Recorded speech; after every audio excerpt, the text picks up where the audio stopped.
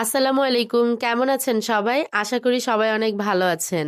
তো চাঁদপুরে আসার পর আজকে আমাদের চতুর্থ দিন ছিল। আজকে আমি সকাল থেকেই ভিডিওটা শুরু করছি। সকালে ঘুম থেকে উঠে দেখি শেহজাদের বাবা আর চাচু মিলে অনেক শাকসবজি নিয়ে এসেছে। আর শাকসবজিগুলো কিন্তু একদম ফ্রেশ ছিল।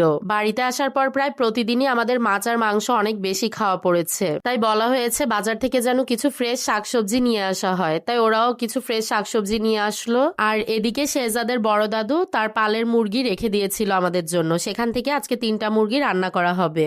আর মাঝে দিয়ে কিন্তু আমি সকালের নাস্তাটা সেরে নিয়েছি। সকালের নাস্তায় লাল শাক ভাজি আর লাউ দিয়ে চিংড়ি মাছ রান্না করা হয়েছে। ব্যস্ততার মাঝে আসলে ভিডিও ক্লিপটা নেওয়া হয়নি। তো এদিকে দেখেন শেহজাদের কাজিন কিছু কাঁকড়া নিয়ে এসেছে। ওদের কাছে নাকি কাঁকড়া খুবই পছন্দ। আমি আসলে এত ছোট কাঁকড়া কখনোই খাইনি, কিন্তু ওরা বলছিল এটার টেস্ট নাকি চিংড়ি মাছের মতো, আর ওদের কাছে খুবই মজা লাগে এটা খেতে। তো যাই হোক, রান্না হলে আজকে একটু ফার্স্ট টাইম ট্রাই করে দেখবো কেমন লাগে খেতে। এদিকে 3টা দেশি মুরগি একদম ফ্রেশ করে নেওয়া হয়েছে। এখন এগুলোকে একটু পোড়া দেওয়া হবে। তো মুরগিগুলোকে মাটির চুলায় পুড়িয়ে নেওয়া হচ্ছে। বাড়িতে আসার পর প্রতিদিনই মাটির চুলায় রান্না খেয়েছি, আর রান্নাগুলো খেতেও এত স্বাদ লাগে। তো এদিকে দেখেন কাঁকড়াগুলোকে সুন্দর করে কেটে ধুয়ে ফ্রেশ করে নিয়েছে।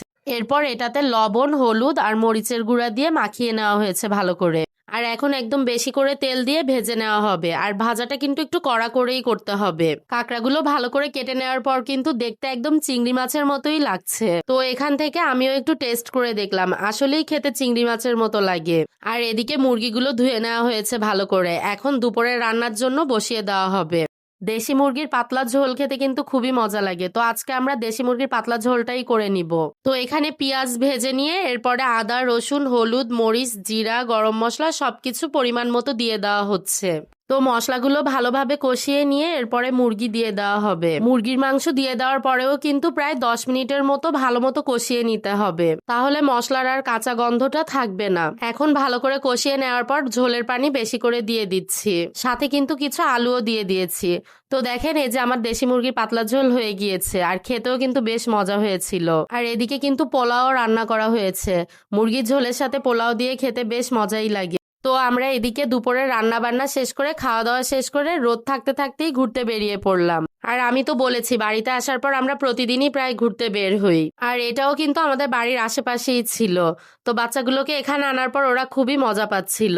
বাচ্চাগুলোকেও বাড়িতে আসার পর একদম আটকায় রাখা যায় না, ওরাও ঘুরতে খুব পছন্দ করে। তো এদিকে দেখেন শেহজাদের চাচি কিছু শাক তুলে নিচ্ছিল। ওর নাকি খুব ভালো লাগে এভাবে শাক তুলতে। এদিকে খোলা মাঠ পেয়ে বাচ্চাগুলো যে কি মজা পাচ্ছিল খেলাধুলা করে। তো এদিকে সূর্য ডুবে যাচ্ছিল, আর আমাদের সাথে যেহেতু অনেক বাচ্চা ছিল এজন্য আমরা তাড়াতাড়ি বাসায় ফিরবো। আজকের মতো ভিডিওটা এখানেই শেষ করছি। আল্লাহ হাফেজ।